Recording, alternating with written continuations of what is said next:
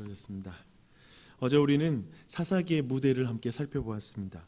가나안 1세대는 아모리 족속을 진멸하라는 하나님의 그 명령을 온전히 수행하지 못했죠. 또 하나님이 함께 하셨으나 힘 앞에 타협했고요. 또한 손쉬운 승리를 위해서 하나님과의 약속을 깨고 그곳에 있는 그 백성과 약속을 맺었습니다. 잠깐의 이익을 위해 불순종을 선택했습니다. 그들은 아모리 족속보다 굳건한 의지와 끈기, 용기를 보여주지 못했죠. 하나님은 그들이 타협하고 남겨둔 가나안 족속이 그들의 자손에게 가시와 올무가 될 것이라고 말씀하셨습니다. 이 말씀에 가나안 1세대는 눈물을 흘리면서 하나님께 제사를 지냅니다. 그래서 2장 7절을 보니까요, 이 가나안 1세대의 신앙을 잘 평가하고 있습니다. 가나안 1세대는 현실에 타협한 반쪽짜리 신앙이기는 하지만 그래도 여호와를 섬기는 그러한 세대이기는 했습니다. 그런데 2장 10절과 11절이 말하는 다음 세대는 완전히 다른 세대가 되었습니다. 그들은 우려한 대로 우상 숭배의 길을 걸어갑니다. 신앙 전수에 완전히 실패한 것을 우리는 2장에서 볼 수가 있습니다. 2장 11절과 12절을 한번 보십시오. 이렇게 말합니다. 이스라엘 자손이 여호와의 목전에 악을 행하여 바알들을 섬기며 애굽 땅에서 그들을 인도하여 내신 그들의 조상들의 하나님 여호와를 버리고 다른 신들 곧 그들의 주위에 있는 백성의 신들을 따라 그들에게 절하여 여호와를 진노하시게 하였으되 곧 그들이 여호와를 버리고 바알과 아스다롯을 섬겼으므로 라고 말합니다.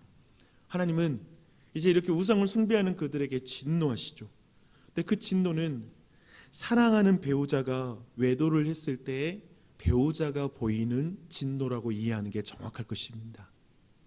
오늘날 많은 사람들이 하나님의 진노와 사랑의 하나님을 연결하지 못합니다. 하나님은 사람에게 진노하면 안 돼 라고 생각하는 것이죠. 하지만 그게 아닙니다. 사랑의 하나님은 백성들의 우상 숭배도 받아들여야 한다라는 주장은 사람들이 만들어낸 하나님일 뿐입니다. 그건 사랑의 하나님이 아니세요. 백성들의 우상 숭배도 받아들이는 하나님은 사랑의 하나님이 아닙니다. 그렇다면 하나님의 진노는 하나님의 사랑의 표현이라고 우리는 이해할 수 있습니다. 항상 이 땅에서 우리가 하나님께 징계를 받는 건 자녀들만 받는 것입니다. 하나님이 이렇게 책망하시죠. 내 자녀니까요. 도리어 징계가 없는 건 자녀가 아니라고 성경은 말하고 있습니다. 하나님의 진노는 그래서 2장 14절에 나오죠. 하나님은 진노하사 노략하는 자들의 손에 넘겨주어 그들이 노략을 당하게 하셨다라고 이렇게 말씀하고 있습니다. 이것은 이스라엘의 백성의 소원대로 그들이 너무 우상을 좋아하니까 그 주변에 있는 민족들을 부러워하니까 그들의 지배를 받도록 넘겨준 것입니다. 이는 우상을 숭배하면 결국 그들의 노예가 된다라는 걸 성경은 보여주고 있습니다. 얼핏 보면 우상 숭배하는 게 참 좋아 보이는데 사실상 그것의 노예가 되는 것이죠. 결국 이 우상 숭배는 그들의 가시와 올무가 되어서 그들이 괴로움을 당하는 것, 그것을 성경은 보여주고 있습니다.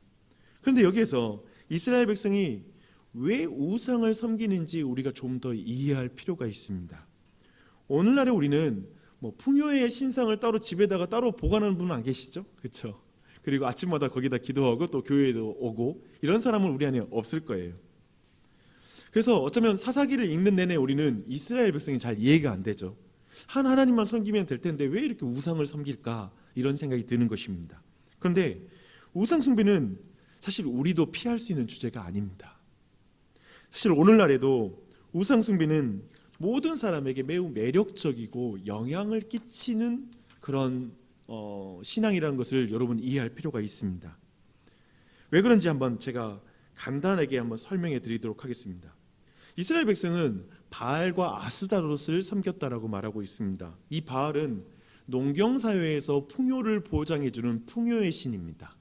그리고 또한 아스다롯은 다산의 신이라고 말할 수 있습니다. 이 당시에 이런 신과는 사실 그 당시 신과는 많은 신들이 있다라는 것이죠. 그리고 그 신들마다 주특기가 있어요. 그들이 관장하는 것들이 있습니다. 농업, 그리고 로맨스의 신이 있고요. 그리고 상업, 산과 바다, 지역의 신들이 또한 있고요. 전쟁의 신, 이런 신들이 있습니다. 각 신은 자신의 영역을 갖고 있죠. 영향을 끼칠 수 있는, 그리고 그 영향력을 넘어서면 또 힘을 잃어버리는 특징을 보여주고 있습니다. 어떤 신도 모든 영역을 통치하고 있는 절대적인 주권을 가지고 있지는 않아요. 그렇다면 모든 사람은 각자의 취향과 필요에 따라 신들을 선택할 수 있는 주권이 있습니다. 즉 예배자에게 주권이 있어요. 내가 어떤 신을 선택할지에 대한 어떤 선택권이 있는 것이죠. 주목하십시오. 우상을 숭배하는 자가 주권을 가지고 있습니다. 이 신에서 저 신을 바꿀 수 있는 주권도 그 신앙하는 자에게 있다라는 것입니다.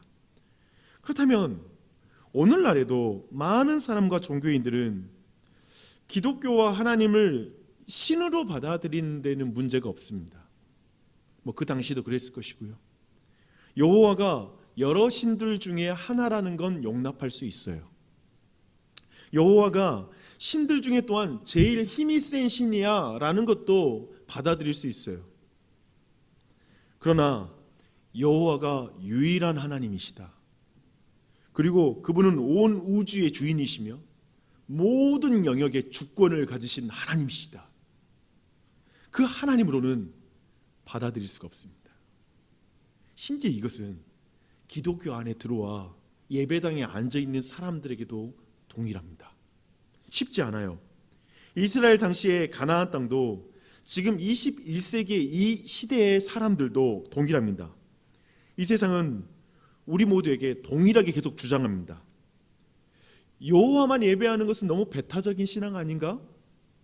좀 더 관용적이고 이 세상과 좀 더 조화롭게 살아갈 수 있는 그런 신앙이 되면 안 될까? 하나님이 말하는 것만 너무 듣지 말고 당신이 좀 더 주도권을 가지고 신앙생활하면 좋을 것 같은데 너에게 좀 주권이 있잖아. 신앙에 있어서 당신의 선택이 중요한 것 아닌가? 목사님이 말하는 것, 성경이 말하는 게 중요한 게 아니라 내가 이것을 내가 해석하고 내가 이해하는 대로 신앙생활하면 되는 거 아닐까? 나 괜찮게 신앙생활하는 것 같은데? 계속해서 주권을 자신이 가져갑니다. 자신이 주인인 거죠. 이 말에 이스라엘 백성은 동의를 해요. 그래서 가나안 땅은 여호와만 예배하는 땅인데 결국에 다른 신들을 추가해서 다른 신들과 동거하는 땅이 됩니다. 다른 신들을 함께 숭배하는 땅이 돼요. 기억하십시오. 여호와를 버린 적은 없어요. 여호와와 함께 다른 신들을 같이 섬기는 것입니다. 오늘날은 어떤가요? 오늘날에도 혼합주의 신앙은 교회 안에 기승을 부립니다. 사실상 마음속에 다른 우상들을 함께 섬길 수 있는 것입니다. 왜 그런지 아십니까? 이것을 꼭 기억하십시오. 21세기에도 그리고 24세기가 되어도 혼합주의가 기승을 부리는 이유는 이것입니다.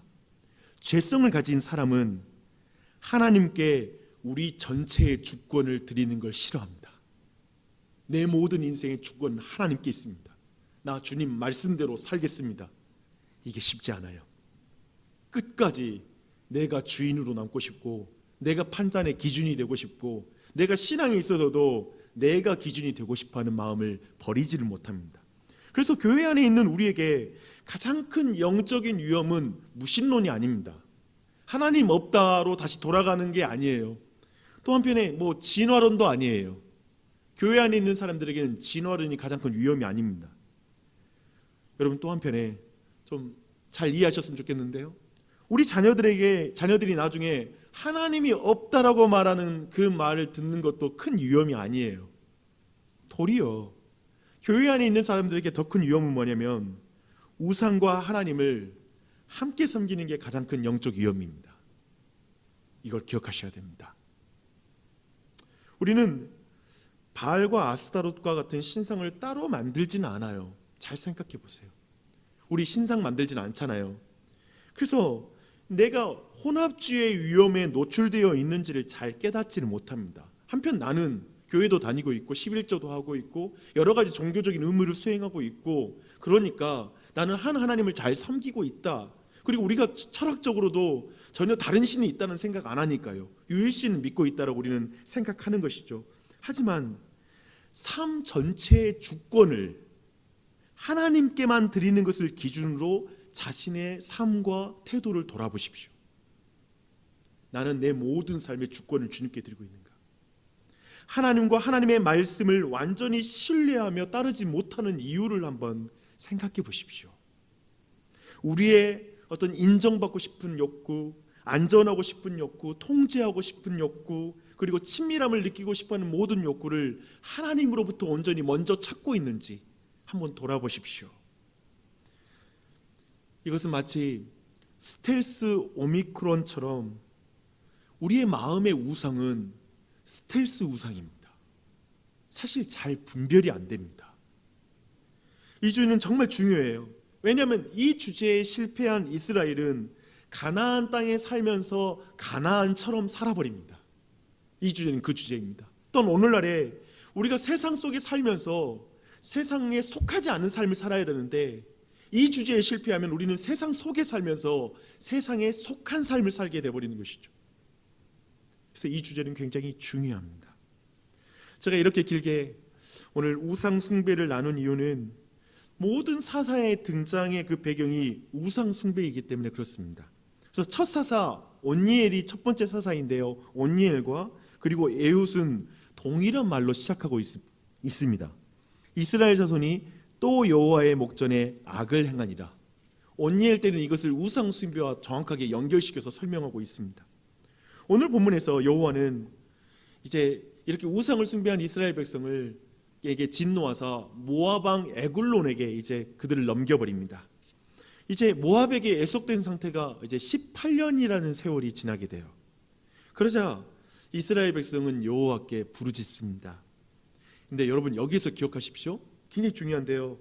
삶의 고통스러운 현실 속에서 여호와께 부르짖는 것은 정말 큰 은혜입니다. 힘든 일이 닥쳤을 때 기도하는 것. 요즘 그런 말 하잖아요. 좀 양심 있다라고 생각하는 그리스도인들은 항상 힘들 때만 하나님 찾는 거, 이제 나 이제 싫어. 힘들 때만 찾으니까 편하면 안 찾는 자신의 신앙생활이 너무 싫은 거예요. 그래서 힘들 때에도 기도하지 않으려고 하는 경향이 있는 것 같아요. 근데 기억하세요, 여러분. 힘들 때 하나님 그때도 안 찾으면 가망성이 더 없습니다. 그게 신앙이 굉장히 나빠진 거예요. 양심적인 신앙이 된 게 아니에요. 왜 그러냐면 앞으로 한번 확인해 보시면 아실 텐데요. 이제 앞으로 끝판에는 압제가 있어도 기도를 안 해요. 하나님께도 부르짖지 않아요. 그러니까 지금 이 상황은 도리어 우리에겐 긍정적인 거예요. 힘든 상황이 닥치면 주님께 기도하셔야 됩니다. 정말 코로나가 집에 오면 주님께 기도해야 돼요. 의사를 먼저 찾는 게 아니라, 다른 어떤 것이 아니라 주님께 도와달라고 해야 되는 거예요, 여러분. 그렇죠? 근데 그런 의미에서 제 안에 좀 더 질문이 되는 건 뭐냐면 18년이 되도록 그러면 그 사이에 기도를 안 했던 건가? 이런 생각이 드는 거예요. 어떤 것 같아요? 어쩌면 그랬을 수 있죠. 하나님 생각하는 만큼 전체 민족이 주님께 간절히 기도하지 않았을 수 있어요. 18년이 지나도. 이 안에는 어떤 영적인 문제도 있을 수 있다는 것이죠. 많은 묵상을 하게 하는 대목입니다. 여튼 하나님은 이제 한 구원자를 세우시는데요. 그 구원자는 왼손잡이 에훗입니다. 특별히 에훗을 표현할 때 왼손잡이라는 걸 성경은 강조해서 표현하고 있습니다. 왜냐하면 성경에서는 오른손이 굉장히 긍정적으로 많이 사용되고 있습니다. 그래서 어떤 맹세를 할 때에도 오른손을 통해서 맹세를 하게 되고요. 또한 이 오른손은 힘과 권능을 상징하고 있습니다. 그런데 이 왼손잡이다라는 이 표현의 원어적인 표현을 보니까요, 오른손이 묶인 상태와 관련이 있는 그런 말입니다. 그래서 성경학자들은 이 에훗은 오른손이 마비되었거나 불구라고 해석을 합니다. 그리고 저도 거기에 동의를 합니다. 충분히 그렇게 해석할 수 있어요. 그렇다면 지금 에훗이라는 인물은 뭐예요? 오른손을 못 쓰는 사람이잖아요. 왼손잡이잖아요. 근데 이 사람은 쉽게 한마디로 말하면 의외의 인물인 거예요. 사사가 되기 힘든 사람인 거예요. 왜냐하면 이 당시에 사사는 군사적인 지도력까지 갖추고 있어야 되니까 한쪽 손을 못 쓴다라는 말은, 불구자라는 말은 전혀 전형적인 리더로서 우리가 받아들이기 힘든 리더라는 것이죠. 근데 첫 번째 사사인 온니엘과도 굉장히 비교가 됩니다. 온니엘은 가문도 다릅니다. 굉장히 유명한 가문이에요. 갈렙의 아우의 아들이에요. 그러니까 여러분이 아시잖아요. 갈렙이 얼마나 명문 가문인지. 그런 가문에서 첫 번째 사사가 나왔으니까 이해가 되는데, 지금 이 사람은 베냐민 지파는 이스라엘 지파 중에 되게 작은 가문이거든요. 근데 그 지파에서 나오는 사람입니다. 더군다나 아까 방금 말한 것처럼 군사적 리더로서 장애를 가지고 있기 때문에 군사적 리더로서 합당하지 않는 의외의 인물이라는 걸 주목하셔야 됩니다.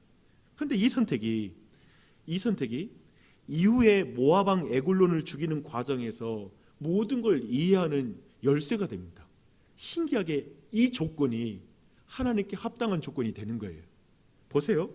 이제 왕에게 공물을 바치기 위해서 이제 에봇이 찾아가고요.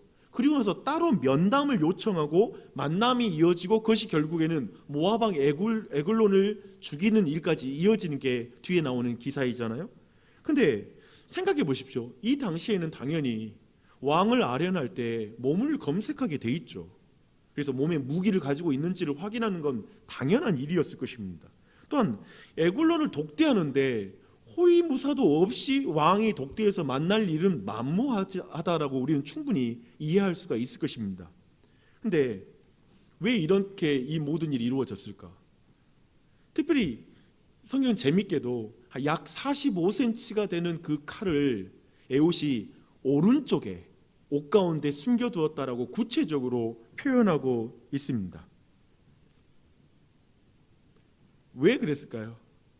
왜 이 모든 과정이 지금 건너뛴 것처럼 보이죠? 지금 에봇이 왼손잡이라는 것에 의미가 있습니다. 오른손이 불구인 것을 알잖아요.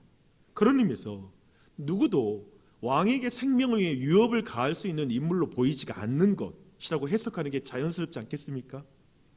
더군다나 왜 오른쪽에 있는 부분을 특별히 몸을 수색하지 않았을까? 그가 왼손잡이인 걸 보며 왼손잡이면 칼을 왼쪽에서 뽑겠죠. 그런 의미에서 왼편을 더 검색하면서 그냥 크게 신경 안 쓰면서 툭툭 던드리면서 뭐 크게 이가 무기를 차고 있을 거라고 생각하지 않고 있었겠죠. 사실은 왕에게 갈 때에는 무기를 찼다면 그것 자체가 그가 죽을 수 있는 그런 조건이거든요. 무기를 가진 것 자체가 죽을 수 있는 조건, 이미 무기를 버리고 가는 게 마땅하거든요. 그런 의미에서 검색을 대강 했을 것이고 그가 장애를 가지니까 그냥 건너뛴 것이죠. 결국 에봇은 단독으로 왕을 죽입니다. 이것을 이제 이 모든 내용을 어떻게 봐야 될까요? 어떤 이들은 에봇이 매우 비겁하게 왕을 암살한 것으로 별로 본받을 것이 없다라고 이걸 평가절하하는 그런 해석이 있습니다. 하지만 다르게도 볼 수 있는 것 같습니다. 보십시오. 아무도 지금 모압 왕 에글론의 압제 속에 건강하고 오른손잡이들도 아무도 나서지 않는 상황인 거예요. 누구도 이 압제 상황을 이기려고 그 백성을 구원하고자 나서는 자가 아무도 없어요. 명문 가문의 어떠한 사람도 이 일에 나서지 않는 거예요. 다들 힘들 때는 어떻게 되죠? 자기 자신만 생각하고 자기 가족들만 건사하면 되지 라고 생각하면서 모두 각자 도생의 길을 걸어가고 있었을 것입니다.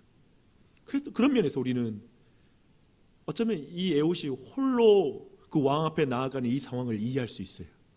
아무도 없어요. 도와줄 사람. 자기가 사사가 됐지만 하나님 불렀지만 누가 그를 사사라고 이해하겠어요?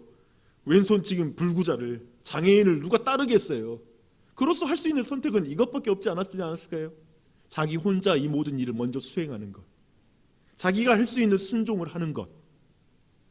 그는 자신이 싸워야 될 싸움을 먼저 싸운 것입니다. 결국 이 일로 이제 이 에글론을 죽인 이후에 이제 그가 나팔을 불고 모압의 백성을 이기려고 나아갈 때 이스라엘 전체의 지지를 받아요. 그리고 이스라엘 백성이 모두가 나와서 이 일을 치렀다라고 말하고 있습니다. 흥미롭습니다. 왜냐하면 내일 우리가 살펴볼 두보라는 바락과 함께 전체 이 일을 수행할 때 두 지파만 도와주거든요. 근데 이 한 사람을 통해서 시작된 일이 이스라엘 전체 지파 가운데 이 모든 일이 전염되는 걸 보여주고 있죠. 이 모든 것이 보여주는 것은 무엇입니까? 우리 모두의 인생 가운데 또한 인생 속에서 헛된 우상을 섬기면서 쓰디쓴 인생의 경험을 할 때가 있습니다. 고통 속에 구원자를 구하게 됩니다. 근데 주님이 그때 예상치 못하는 구원자를 보내십니다. 우리의 삶에 너무나 예상치 못했던 사람을 통해 도움을 받게 하십니다. 특별히 이사야는 우리의 구원자를 이렇게 설명하고 있습니다. 우리가 보기에 흠모할 만한 아름다운 것이 없었고 그는 멸시를 받아 사람들에게 버림받았다. 우리의 구원자는 예상치 못한 분이세요. 전혀 구원자처럼 보이지 않아요. 그가 우리를 구원하는 방식도 도저히 이해할 수 없는 방식이에요. 예상치 못한 방식이에요. 기대하던 방식이 아니에요. 그는 십자가에 달려서 철저하게 패배함으로 승리하셨어요. 바로 우리와 죄와 악을 이기신 것입니다. 우리는 이렇게 예상할 수 없는 분과 또 예상할 수 없는 장소에서 구원의 은혜를 경험한 사람입니다. 예수 그리스도 십자가 아래에서 구원을 경험할 줄 누가 알겠어요? 우리가 예상할 수 없는 그 장소이죠. 그리고 예상할 수 없는 분을 통해 구원을 받은 우리는 이제 예상할 수 없는 하나님의 종이 되어서 이 땅에서 쓰임 받아요. 이걸 잊지 마세요. 이 또한 또 중요합니다, 여러분. 여러분이 이 세상에서 예상할 수 없는 사람들이에요. 그래서 사도 바울은 이렇게 말합니다. 하나님의 어리석음이 사람보다 지혜롭고 하나님의 약하심이 사람보다 강하니라. 형제들아, 너희를 부르심을 보라. 육체를 따라 지혜로운 자가 많지 아니하며 능한 자가 많지 아니하며 문벌 좋은 자가 많지 아니하도다. 그러나 하나님께서 세상에 미련한 것들을 택하사 지혜 있는 자들을 부끄럽게 하려 하시고 세상에 약한 것들을 택하사 강한 것들을 부끄럽게 하려 하시며 하나님께서 세상에 천한 것들과 멸시받는 것들과 없는 것들을 택하사 있는 것들을 폐하려 하시나니 이는 아무 육체도 하나님 앞에서 자랑하지 못하게 하려 하심이라. 주 안에 사랑하는 여러분 잘나서 부름받은 게 아니죠. 여러분 탁월해서 예수님께 선택하신 거 아니죠. 그러니 잘나서 주의 일을 하려고 하지 마십시오. 능력주의 시대에 우월한 능력으로 복음을 복음되게 하게 해달라고 기도하는 것도 멈추십시오. 그렇게 복음이 증거되는 게 아닙니다. 우리의 자녀도 그렇게 키울 필요 없습니다. 물론 무능력하고 책임감 없게 자녀들 키우라는 말이 전혀 아닌 것 아시죠? 오해는 하지 마시라고요. 이것입니다. 주님을 의지하는 약함은 강함을 이깁니다. 그래서 지금 이 기도는 강함을 이기는 우리의 믿음입니다. 방식입니다. 주님을 의지하는 미련함은 지혜 있는 자들을 부끄럽게 만듭니다. 천한 것 멸시받는 이가 주님의 손에 붙들릴 때 있는 것들이 무너집니다. 자꾸 남들에게 자랑할 수 있는 것이 있어야 주님을 높일 수 있다고 생각하지 마십시오. 하나님 앞에 자랑할 것이 없습니다. 자랑할 것은 하나님입니다. 이걸 믿으십시오. 그래서 우리의 삶의 영역에서 혹시 자신이 왼손잡이라고 느끼십니까? 오른손이 불구인 것 같은, 우리 삶의 각자가 어쩌면 어떤 부분이 난 이것이 없어, 난 이것을 움직일 수가 없어, 아는데도 안 움직여, 그런 것들이 한두 가지쯤 있죠. 결점들이 있죠. 아픔이 있죠. 근데 그렇게 불구이고 못나서도 대단한 집안이 아니어도 괜찮다고요. 이 세상을 이기는 것, 우리가 이 세상에 살아가나 이 세상에 속하지 않는 삶을 살아가는 건 우리가 생각하는 어떤 자격과 조건으로 그 예상하고 있는 그것으로 이 세상을 살아가는 게 아니라 예상치 못한 것으로 그 세상을 살아갈 수 있어요. 그래서 여러분, 또 한편에 누구의 도움 기다리고 백마탄 왕자 나타나면 내가 그렇게 산다라고 말하지 말고 여러분 자신의 싸움을 싸우십시오. 혼자일지라도 믿음으로 그 싸움을 싸워가십시오. 가정 안에 배우자가 아직 예수님을 믿지 않는다면 그렇다면 우선 내가 가정 안에 제사장으로 서서 그 모든 사명을 감당하기 위해 나아가십시오. 얼마나 아름다운지 모릅니다. 그 싸움을 싸우는 것이죠. 에후처럼 우선 자신의 싸움을 싸우는 것. 그리고 그 승리 가운데 분명히 하나님은 더 많은 도움을 붙이실 거고, 어쩌면 그 작은 자 하나를 통해 출발해서 이스라엘 전체를 설득해내잖아요. 성경 그 방식인 것 같아요. 나를 따르라 라고 말하는 그 위대한 사람을 통해서 많은 사람이 뭉치는 게 아니라 도리어 예수 그리스도라는 가장 연약하고 십자가에서 죽으신 그분에게 모든 인류, 모든 민족으로부터 구원받는 자를 붙이시는 것. 그렇듯이 어쩌면 내가 약하고 부족할수록 주님 의지하고 나아갈 때 하나님이 더 좋은 동역자들 더 많이 붙여주실 거예요. 믿으십니까? 그것이 바로 지금 우리가 사는 이 세상에서 바로 그분을 거슬러 올라가는 그 삶인 줄 믿습니다. 그렇게 나아갔으면 좋겠습니다.